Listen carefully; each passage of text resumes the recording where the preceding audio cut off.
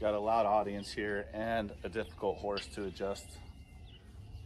His pole's sore and he's not a happy camper, so I'm gonna see if we can get this one done. Probably gonna get a big reaction out of him here too, so we'll see. You can see he does not like to be touched up here at all, and I'm not doing much of anything, just resting my hand there. So let's see if we can get him done.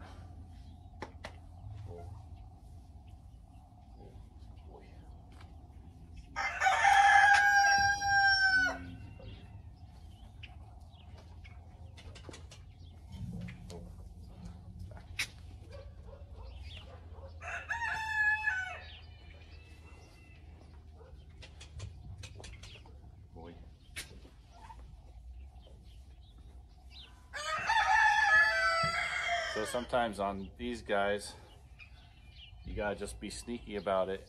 You can get up in there and do it. You can't wait on a typical horse until they relax. You just gotta get up there and do it. Sometimes get out of the way.